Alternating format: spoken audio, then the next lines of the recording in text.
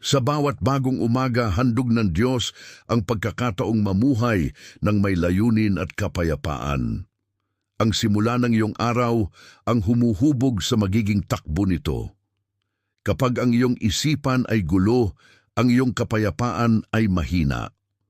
Ngunit kapag ang iyong espiritu ay nakasundo sa Diyos, dumarating ang kaliwanagan. Hindi mo kayang kontrolin ang bawat pangyayari, ngunit nasa iyo ang pagpili kung sino ang mamamahala sa iyong mga pagtugon. Kaya ang pagpapasa atin ng iyong araw sa Panginoon ay hindi kahinaan, ito ay karunungan. Ipinapahayag nito na nauunawaan mong may hangganan ang iyong lakas, ngunit walang hanggan ang gabay ng Diyos. Kapag ipinagkatiwala mo sa Kanya ang iyong buong araw, mas nagkakaroon ka ng kapangyarihan sa mga bagay na tunay na mahalaga. Hindi ito pagtigil sa pagsisikap kundi pagbibigay sa Diyos ng unang salita sa lahat ng iyong gagawin. Mga kaibigan, maraming tao ang nagmamadali sa umaga nang walang kamalayan sa espiritual na pundasyon ng kanilang mga hakbang. Nagigising sila, tumitingin sa kanilang mga telepono at nababahala sa mga darating na bagay, ngunit nakakalimutang anyayahan ang isa na nakakaalam na ng lahat. Sila'y tumatakbo ng mag-isa, imbes na maglakad kasama ang Panginoon. Ang kapayapaan ay hindi matatagpuan sa perpektong plano, kundi sa pusong handang magpailalim. Kapag hinayaan mong pangunahan ka ng Diyos, ang Kanyang karunungan ang mag-aayos ng iyong mga hakbang bago ka pa lumakad.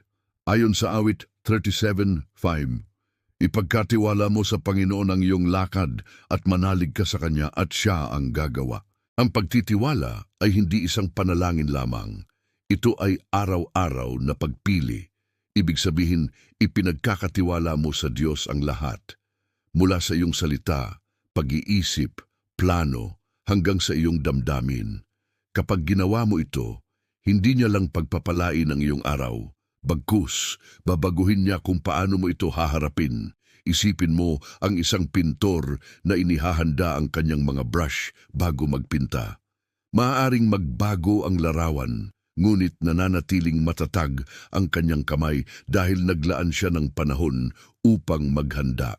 Ganon din ang kahulugan ng pagsuko ng iyong araw sa Diyos. Inaayos mo muna ang iyong puso bago kumilos, inihahanda ang iyong espiritu bago magsalita, at pinapanatag ang iyong isipan bago magpatuloy. Sa ganitong paraan, mananatili ang kapayapaan sa gitna ng mga pagsubok at titibay ang iyong loob sa kabila ng mga hamon. Ngayon, ibabahagi ko sa inyo kung paano natin maipagkakatiwala ng buo ang ating araw sa Panginoon sa pamamagitan ng pananampalataya, karunungan at pagpapakumbaba. Manalangin tayo ng sabay-sabay sa makapangyarihang pangalan ni Jesus. Samahan niyo ako hanggang sa dulo at buksan niyo ang inyong mga puso upang tanggapin ang biyaya ng panalangin ito. Ang pagsuko ay nagbubukas sa direksyon ng Diyos, mga kaibigan. Ang bawat araw ay parang isang bukid na puno ng mga pagpapasya. Ang iyong itinanim sa umaga ang siyang aanihin mo sa dakong huli.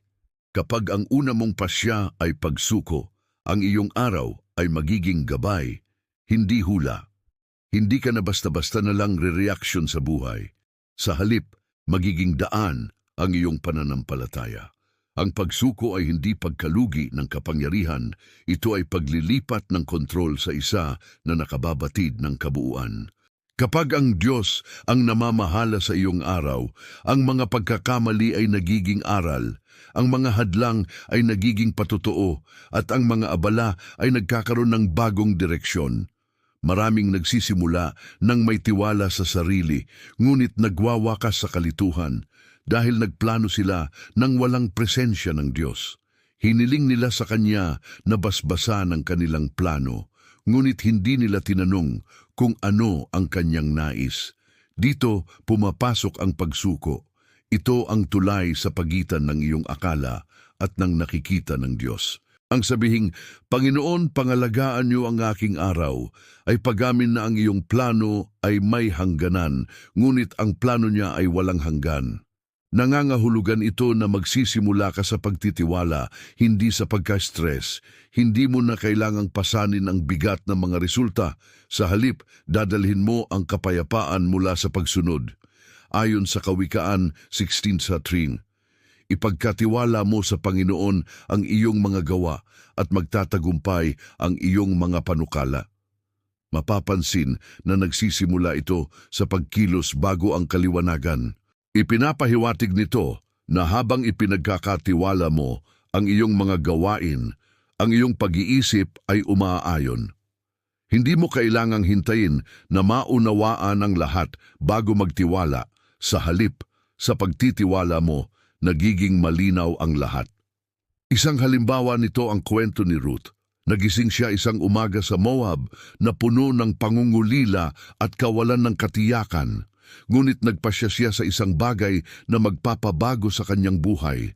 Sinabi niya kay Noemi, "Saan ka man pumunta, ako'y sasama sa iyo." Pinili niya ang pagsuko kaysa seguridad. Iniwan niya ang komportabling buhay upang sundin ang isang landas na hindi pa niya lubos na nauunawaan. Ang desisyong iyon ang naging daan sa kanyang misyon mula sa Diyos dahil isinuko niya ang sariling plano. Pinangunahan siya ng Diyos patungo sa bukid ni Boaz kung saan natagpuan niya ang biyaya. Hindi alam ni Ruth na siya ko'y naglalakad patungo sa pag-ibig. Alam lang niya na siya ko'y tumatalima. Iyan ang tunay na pagsuko. Sumusulong ng walang lubos na kaalaman ngunit puno ng tiwala. Mga kaibigan, ang kapangyarihan ng pagsuko ay hindi nakasalalay sa laki ng iyong ginagawa, kundi sa pagkiling ng iyong puso.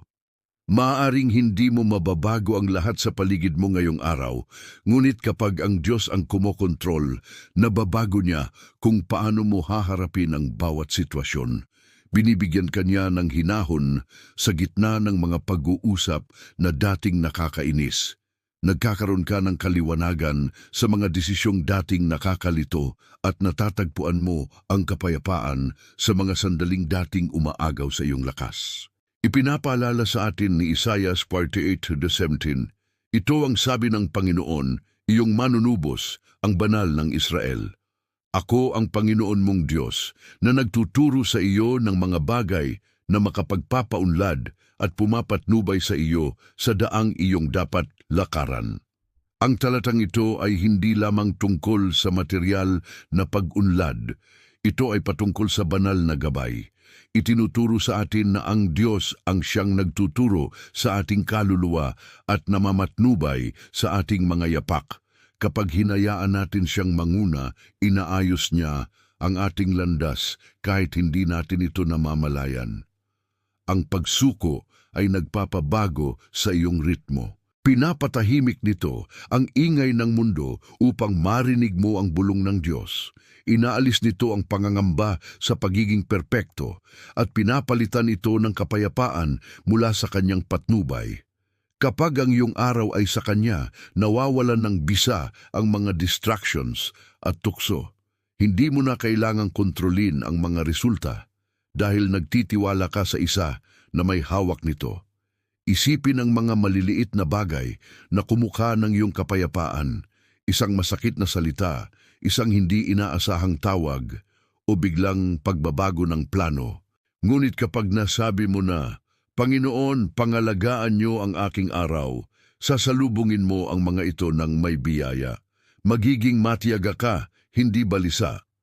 Ituturing mong pagkakataong lumago ang bawat abala. Mamumuhay ka mula sa kapayapaan, hindi habol ng habol dito. Hindi alam ni Ruth kung saan ang kanyang patutunguhan, ngunit nagtiwala siya sa nagbibigay gabay. Sa bawat umaga, mayroon kang parehong pagkakataon. Hindi mo alam kung anong mga pagpupulong, tawag o desisyon ang naghihintay, ngunit alam mo kung sino ang may kontrol sa lahat. Ang kumpiyansang iyon ang magbibigay sa iyo ng kapayapaan. Kapayapaan sa gitna ng mga pagsubok. Tandaan, mga minamahal, ang kapayapaan ay hindi kawalan ng gulo. Ito ay ang presensya ng Diyos sa gitna ng anumang dumating.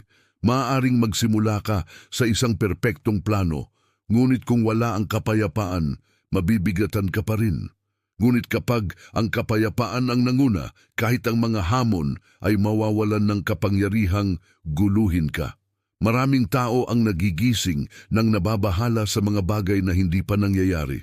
Iniisip nila ang mga problema kahapon at kinabukasan, ngunit ang kalooban ng Diyos ay magsimula ka ng may katiyakan, hindi pangamba. Ang kapayapaan ay hindi hinahabol. Ito ay tinatanggap sa pamamagitan ng pagtitiwala. Ayon sa Filipos 4:7, at ang kapayapaan ng Diyos na hindi maabot ng pag-iisip, ang magbabantay sa inyong puso at pag-iisip kay Kristo Jesus. Ang pangakong ito ay hindi nangangahulugang walang problema, ipinapangako nito na protektado ang iyong isipan. Kapag hinayaan mong bantayan ka ng kapayapaan ng Diyos, ito ay magiging kalasag ng iyong damdamin. Maaaring magbago ang mga pangyayari, ngunit mananatiling matatag ang iyong kapayapaan. Isipin ang kwento ni Jairus sa Marcos 10:35-36. Nang mabalitaan niyang patay na ang kanyang anak, maaaring sinakop siya ng takot.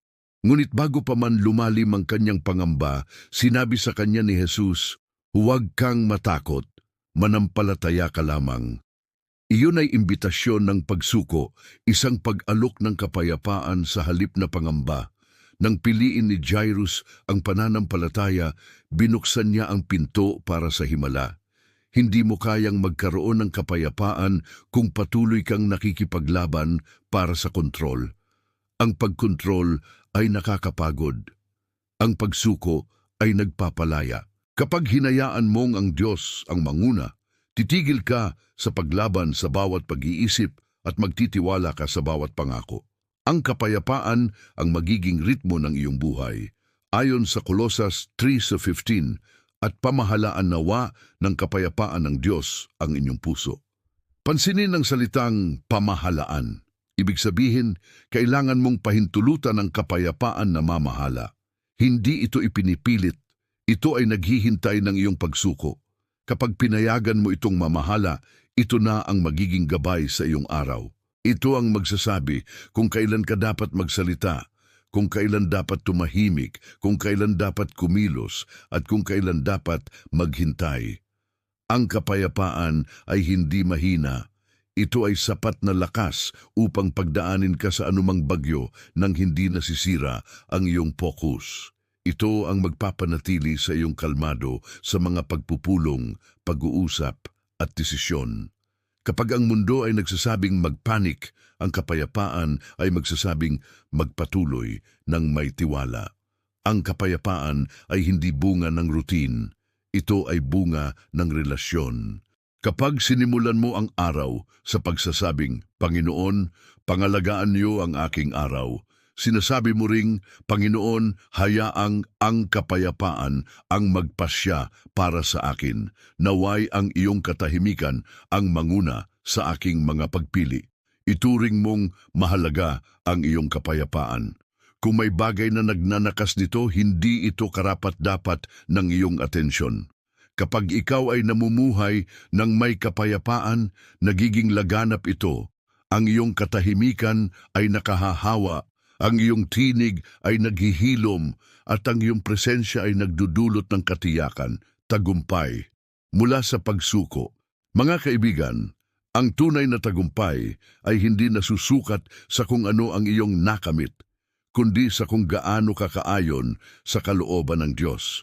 Kapag siya ang kumokontrol sa iyong araw, ang tagumpay ay hindi lamang tungkol sa mga numero. Ito ay tungkol sa pagtupad ng layunin. Marami ang nag-iisip na ang tagumpay ay nagsisimula sa estratehiya.